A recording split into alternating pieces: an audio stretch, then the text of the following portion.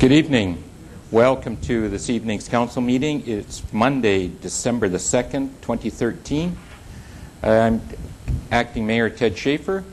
I have my council colleagues here, Councillor Jack Arnold, Councillor Rosemary Wallace, Councillor Gail Martin, Councillor Terry James, Councillor Dave Hall.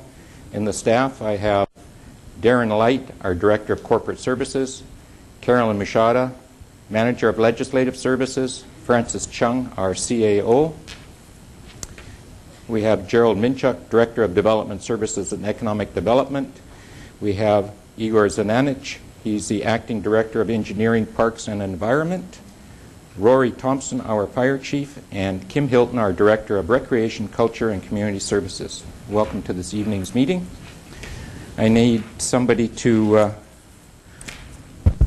let the agenda of the regular council meeting be adopted as amended if someone adds anything. Councillor James, Councillor Arnold, all those in favor? It's unanimous. The minutes of the last meeting, that the minutes of the regular meeting held November 18th, 2013 be adopted as circulated. Mover, Councillor Arnold, Councillor Hall. All those in favor? It's unanimous. Tonight on our community spotlight, we have Terry Metcalf, Langley Care Society, Langley Lodge, and he's going to give us an update on the strategic plan and fundraising program. And Terry, would you like to take the mic? You just have to make sure the mic is on and keep it close to you. Hello. Your Worship, Mayor Schaefer, Member of Council. I'd like to thank you for the opportunity to update you on the activities of Langley Care Society and the Langley Care Foundation, and to thank you on behalf of our residents for your ongoing support. As you may be aware, the Langley Care Society is a not-for-profit society. It's the owner-operator of Langley Lodge, and we have recently completed a strategic plan for the years 2013-2016. Our goal is to provide services to the community, and one of our efforts in that regard is to try and create partnerships with other agencies who are working with the elderly and the frail in Langley, to do outreach for the needy, the elderly needy in Langley. We also are working on financial stability. As you may be aware, the Langley Care Society assumed a mortgage with the renovation and construction of a new wing to our facility, so that we constantly struggle with meeting that mortgage. We also are working to maintain our position as an industry leader and always looking for new members of our board of directors. Our renovations were completed in 2011. It's a modern facility looking to the future. We were recently accredited by Accreditation Canada with exemplary standing. It's normally a 3-year accreditation, and we received 4 years. With our renovations, we currently have space for 139 residents. That's mostly single occupancy, but one double occupancy on each of the 5 main floors. 126 of those are funded by Fraser Health and 13 are private pay. And we currently have an average of 1 vacancy at any given time. We note that the 126 that are funded by Fraser Health, 14 of those are only until the end of March 2014, at which time we will have 27 private pay beds. And they're always a difficulty because private pay care at the level we provide it is extremely expensive. So although we are financially stable, we are continually fundraising to enhance the quality of life of our residents. If you haven't had an opportunity to visit the facility since the renovations, we'd be happy at any time to give you a tour. 73 rooms in the new wing, 66 residents in the older wing. The Care Foundation is our fundraising arm. We also have done a recent strategic plan for the years 2013 to 2016. We're looking at a variety of fundraising sources. Again, we're looking at partnerships with other Langley associations. And of course, we're always seeking to communicate our case for support. Our goal is to help those who are less fortunate, to help those who have built what we have today, and basically to provide a quality of life beyond what is funded by Fraser Health Authority. We provide programs in that regard to stimulate active aging. So our fundraising efforts support things like music therapy, appeals to everybody, regardless of their mental or physical condition. Horticultural therapy, our gardens, for example, have raised beds so that people in wheelchairs can work in gardens. That's not my expertise. I have the ability to kill any plant that exists. We also provide pastoral care, bus outings, and the occasional capital purchase. Our goal in the foundation is to donate all of the funds that we raise each year to help and enhance the quality of life of the residents. One of our initiatives at the moment in working with other groups in Langley is in regard to our bus, and so we're an active member in a potential bus cooperative. A number of organizations in Langley have realized that we each have very expensive buses. None of them seem to be fully utilized, and there might be some advantages to working cooperatively, perhaps with fewer buses being more actively used. So we're an active member in that initiative. Again, I would like to thank you for your support on behalf of our residents from both the Langley Care Society and the Langley Care Foundation, and I'd be happy to answer any questions you might have. Questions from council at all? Councillor Wallace? Thank you for your presentation. So what kind of outings do your residents go on? We do a regular a Thursday outing. So every Thursday we take a group, and it varies depending upon the season. Recently at Halloween we were out in Glen Valley at Alder Acres viewing that facility. We have on occasion taken them for lunch to a pub. We often drive out to the White Rock area along the beach. In some cases, it's a specific place we're heading for, Cultus Lake maybe. In other cases, it's simply a drive. We also use the bus to take them up to Milner. The church there does a once-a-month birthday party, so we participate in that. We have, on a number of occasions, participated in Langley City's parade. Put our bus in with a number of residents. It's a good outing, particularly when Santa Claus comes and visits them right on the bus. Thank you. Councillor Hall. Years ago, the provincial government sort of changed their model of how seniors would be housed, and the trend was to smaller facilities and more intimate surroundings. So your building and function really goes against that trend. So could you speak to the advantages that are gained by having a larger facility like you have?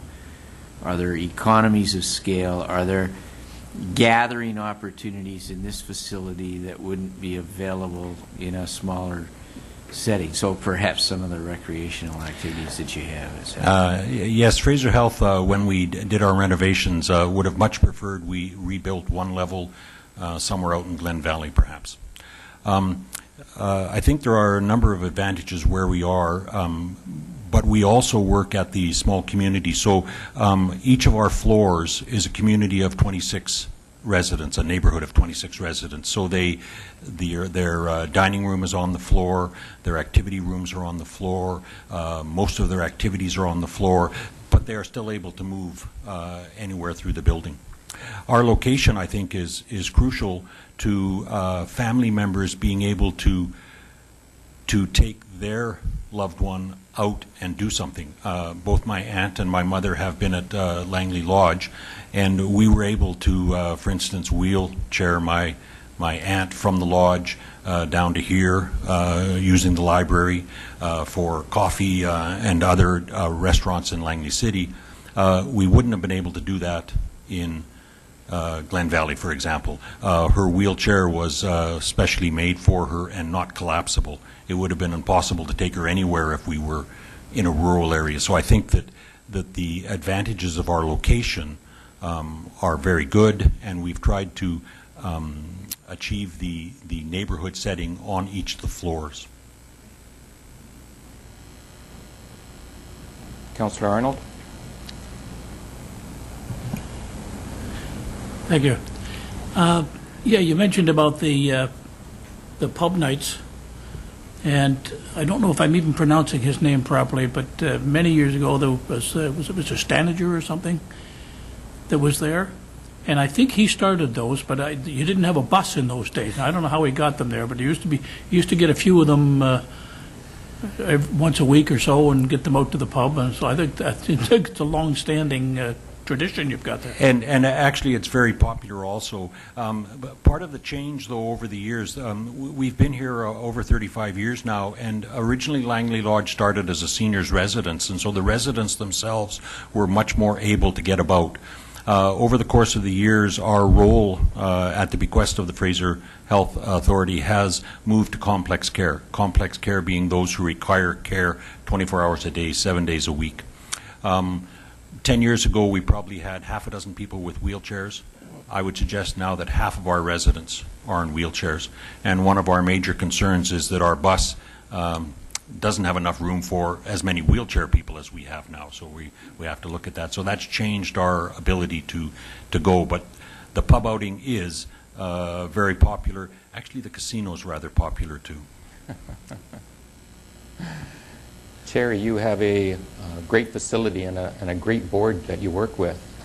Could you discuss how your board meets or when they meet? And well, we have a board for each the Care Society and the Care Foundation. They partly overlap, so we have about 10 people on each board, and perhaps a half dozen of us belong to both boards. They come from throughout Langley City and Langley Township. A fair number of us are retired, and I think that's an advantage because it gives us the opportunity to actually devote more time to working for the multiple things that we do. We meet as a board. Each board meets once a month, but as with council, we have numerous committees which are always working also. The board tends to chide me when I recruit them. I say it's only one meeting a month, and they keep tossing that back at me because, of course, it's not really true. no. Well, thank you very much for expanding on the board, and you guys do a great job over there. So Thank you. come back again and give us some more updates. Thank you very much for the opportunity, and thank you all for your support. Thank you very much.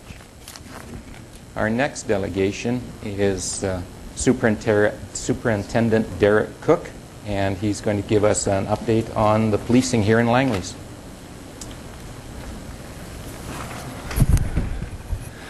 Thank you, Your Worship and Council members. Give me a second and I'll just get my presentation up here.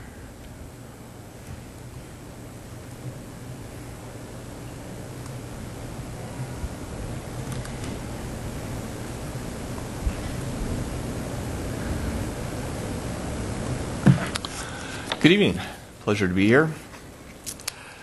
So I'm here tonight to give you the latest Langley City quarterly report or update. And as you'll see, I have quarterly in quotations because this really isn't a quarterly update. I haven't been here for a bit of time. And I have 3 slides that deal specifically with statistics for crime rates.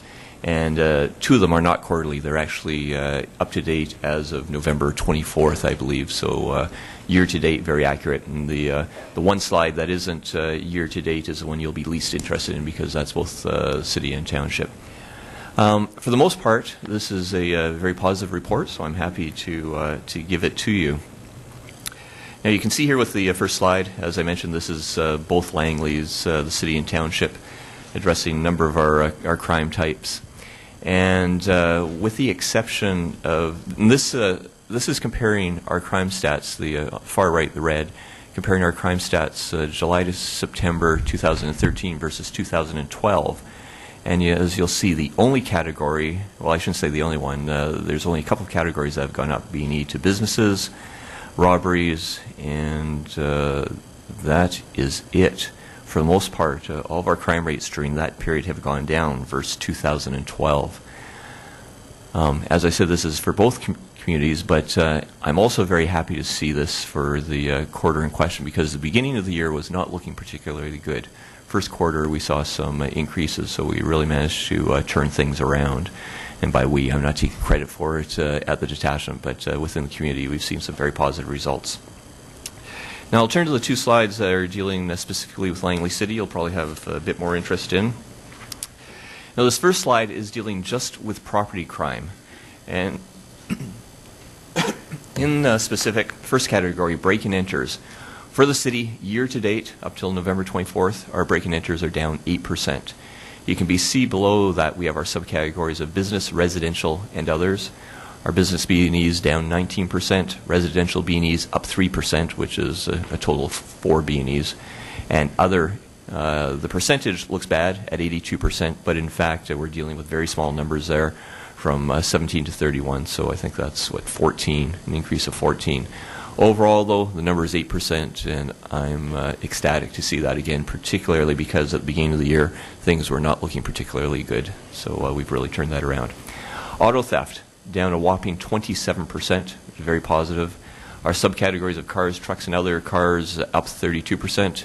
But again, we're dealing with a relatively small number, and historically last year, we had a very large number of trucks stolen, and that's where we've seen the greatest decrease at 46%, and other deals with motorcycles, perhaps snowmobiles, all-terrain vehicles, those sorts of things, down 55%, but again, that's only a decrease of 18 because we have relatively few number of those stolen each year. Theft from auto is up 6%. That continues to be the bane of our existence, something that we're challenged with year after year and are continuing to work on. But as of late, the last little bit, we've started to see a decrease, and hoping by the end of the year, our overall numbers for all 2013 won't reflect an increase. Arson down 25%, again dealing with very small numbers, and overall property crime for the city is down 5% when we look at everything. So, like I said, I'm happy to be able to provide that as part of the report. Our next slide deals with persons offenses. Again, some pretty significant decreases. Persons offenses overall down 16%. Homicides, knock on wood, a non-issue for us this year. Assaults down 16%. Robberies down 11%. And sex offenses down 29%. Again, sex offenses we're dealing with quite small numbers, fortunately.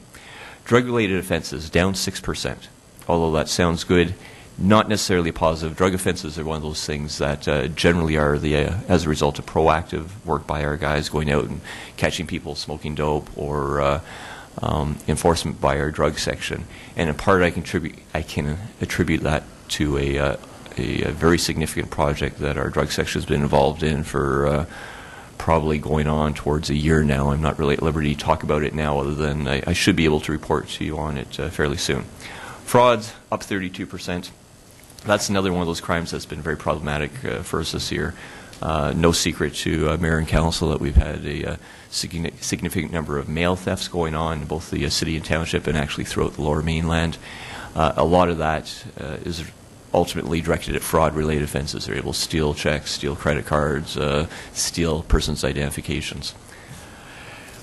Okay, now moving on from our stats, I'll focus on a few programs in the city, and I was actually discussing this with Mr. Binchuk last week, and talking about a couple of the programs that he in particular in his department tries to take advantage of for the city to try and help address some of our crime rates. And the first of those programs that I'll speak of is CEPTED.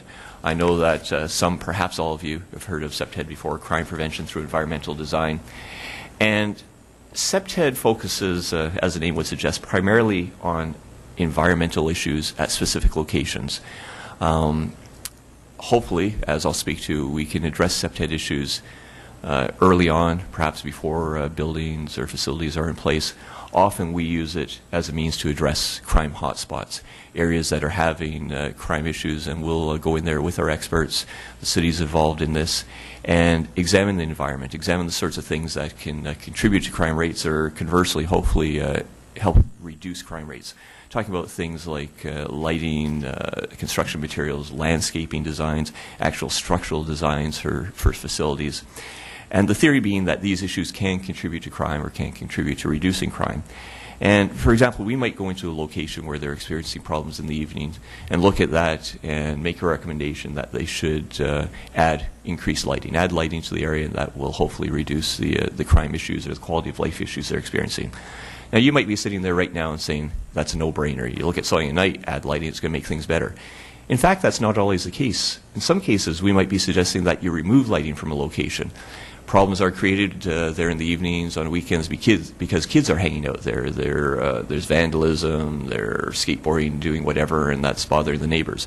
The reason they might choose to hang out at a specific location is because there is lighting. They can see what they're doing. They can hang out there in relative comfort and see what's going on, and that's why they choose those locations.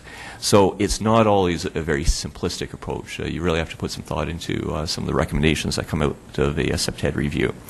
All of our community police office employees, our municipal employees at those locations are trained in CPTED. And the city is a little unique in that it mandates that all planned new commercial and multi-residential developments, that those plans go to the City Advisory Planning Commission. Now, the RCMP has municipal employees trained in CPTED who sit on the commission, and each one of those plans undergoes a CPTED review to ensure that it is hopefully going to address any preventable crime drivers, crime issues that we can incorporate into the final plans. So a very positive plan, or a very positive program. Next program I'll speak of, again, this is something that many of you may be aware of, is the Crime-Free Multi-Housing Program.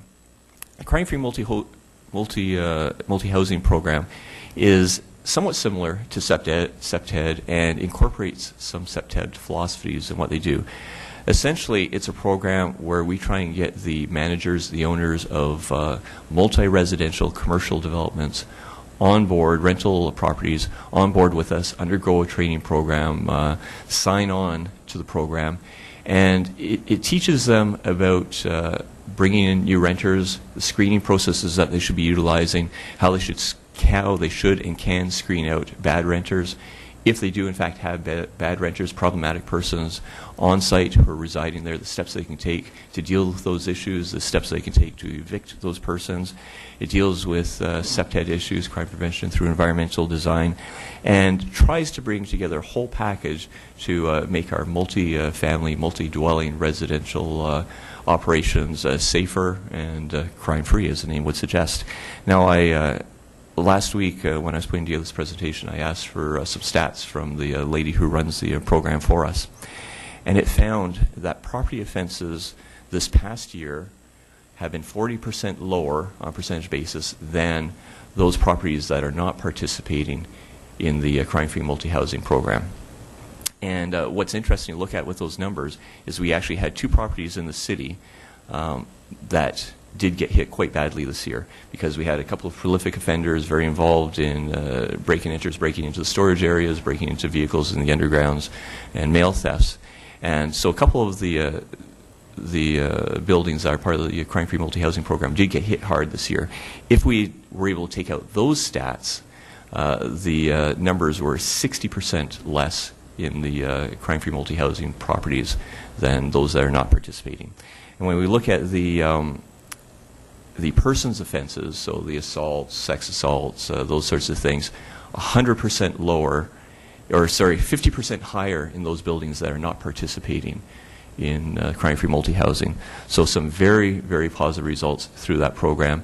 And the city, to encourage property owners and managers to be part of the program, does offer a reduction in the business licenses, as I understand it, a fairly significant reduction, hopefully to get people on board if the crime savings aren't enough. So the last thing I'm going to speak to you today is something you'll probably be hearing more about over the coming months, and I know that Francis is involved in some discussions on this now, or actually will be. He'll be attending a meeting next week. And this is going to be a bit of an evolution in policing in the Lower Mainland, eventually for the whole province, something that's being driven by the provincial government and all the police forces in the Lower Mainland, the municipal departments and RCMP. And what it is the Real-Time Intelligence Center. This will be a new facility, a new unit, an operation in the Lower Mainland. And before I explain exactly what it is, I'll talk to you a bit about the status quo and how things happen. So imagine tonight there's a significant crime, a major offense that takes place. Obviously there'll be an investigation. There are many investigative steps. Some of those investigative steps will include research of our intelligence databases that police agencies hold. So for example, there's a drive-by shooting that might involve a member of the Red Scorpions. A lot of the work that goes into that is reviewing and going through the intelligence that might help lead to some suspects. One of the issues for us is within the Lower Mainland, we have a lot of different police departments, a lot of different police agencies beyond police departments. And when we're conducting these investigations, there are actually 19 separate databases that contain intelligence within the law enforcement world here in the Lower Mainland. As I said, that's not just police. We have federal and provincial corrections, Canadian Border Services Agency, CFSEU, a number of different databases. And 19 of those, very daunting to go through all of those. Many of those I don't even have access to. I might not have access to them because they aren't RCMP or police databases. A number of them require a security clearance level higher than I have. So I can't access those. The members who work for me can't. We have to reach out to those agencies and their crime analysts to pull that information together. The Real-Time Intelligence Center will have a mandate to focus on serious threats to public safety. Some examples of what those include, these threshold incidents, homicides, attempt homicides, shot fired incidents. I'll let you read through them briefly.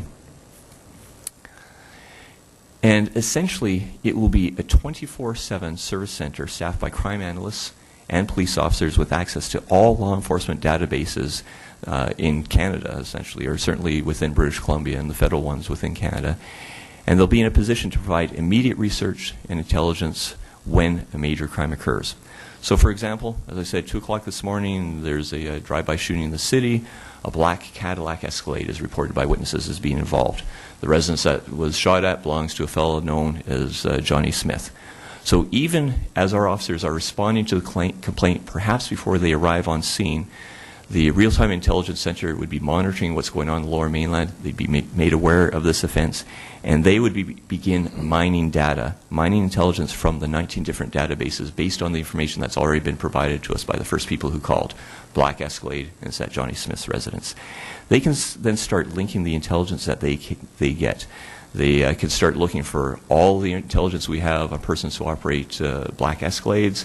They can look for all the intelligence on Johnny Smith. They can start linking Escalades to Johnny Smith, any gang connections that they might have, and then they can be providing that information to investigators, either on scene if there's a burning issue right now that they need to know, or as the investigation continues.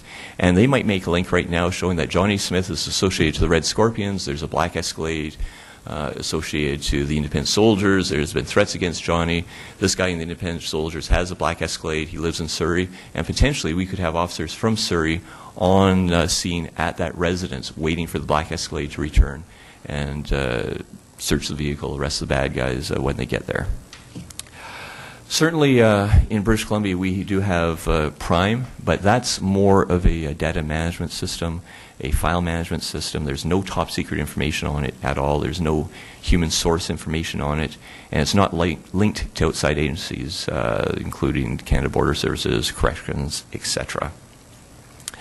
And there's no doubt that having different intelligence systems, having different police departments, law enforcement agencies, can result in gaps in investigations.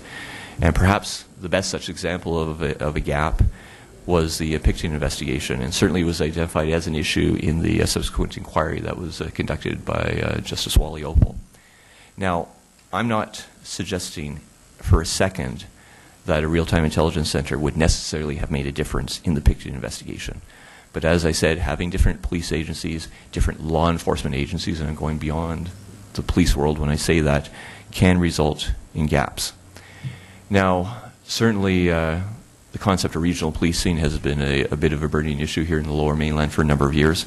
I personally am not an advocate of a regional police service. I think there's tremendous value to be had for communities, for cities to have their own police agency, and there's a lot that can be brought to the table by that.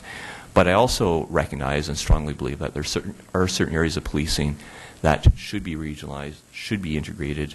We've seen that here in the Lower Mainland over the last decade or so. A number of our police services have been integrated with IHIT, Emergency Response Team, our police dog services. And this really is the next step, a modern integrated approach to addressing intelligence and making that available to all law enforcement agencies as quickly as possible. As I said, there's a commitment on the municipal side from all the municipal police departments in the Lower Mainland, and this would be the only undertaking that all of the municipal forces are involved in as far as, sort of an integrated team concept. A good example that was used, there's been a lot of research that's gone into what would best facilitate the Lower Mainland and the province of British Columbia with an intelligence center. And this is something that really the genesis of it was in the United States. A number of the large police departments have intelligence centers or versions of them. One of the ones that we've looked at is in New York City. And a great example of a real-time intelligence center working to maximum synergy quickly was related to the people who put this plan together for us. And they gave the example of a small pizzeria in New York City that was robbed at gunpoint. New York City Police Department responded. Some of the information provided was that the suspect was a Caucasian male, had a tattoo on his neck of the word sugar. New York Police Department used their theirs is called the Real-Time Communications Center. It's an intelligence center.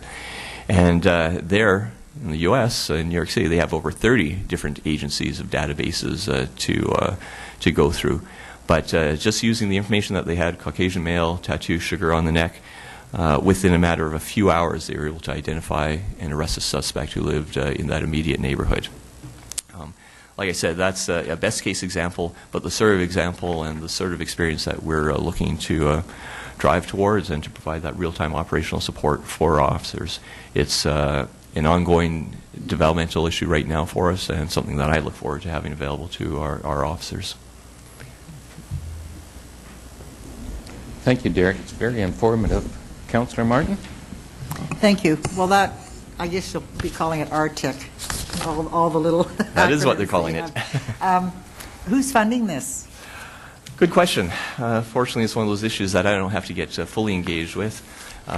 As I understand it, there are ongoing discussions with regard to a funding formula, a funding model, and I think there's an expectation in the initial discussions that there'll be funding at all levels, provincial level, a federal level, and on the municipal side. And I know that's something that Francis will be engaging in the discussions as to what those percentages are. Well, I mean, I think it's probably a necessity, but, you know, I can remember when IHIT came in and it wasn't going to cost us anything, and then something else came in and it wasn't going to cost us anything, and now we're paying hundreds of thousands of dollars. But yeah, and, you know, I hesitate to even say what the suggestions are in that because it is a floating number. I am very confident that for Langley City, any numbers being bantered about are relatively small and, you know, easily dealt with within what I have under overage right now. I don't see it as being a big funding issue for the city, but there are ongoing discussions, and I'm sure once Francis attends the meeting next week, he'll be able to provide some more input on that. I'm assuming you have a database Canada-wide for fingerprints and DNA, stuff like that, do we? Yes. Yeah, okay. The other question I'd like you to just to explain a little bit, in your B&Es, the business, residential, then you had others. What would others be? Sometimes those will be fence compounds, sometimes they'll be sheds, detached garages, those sorts of things. Okay, so that's not considered residential then, eh? If it's in a shed or? Becomes a bit of a scoring nightmare Yeah. sometimes, and somewhat subjective, but generally that would be the differentiation. Okay, but all in all, the crime stats look pretty good. Thank you very much, Derek. Further questions? Councillor Hall. I'm looking at this and I'm wondering about personnel. So is this man, you can't say man, person by members or civilians or a combination? Because what I see is a challenge in recruiting the number of people that will be needed with the technical expertise and sophisticated training. Yeah. My understanding is the plan calls for both police officers and civilians who are trained intelligence analysts, similar to the crime analysts that we have working for us at the detachment.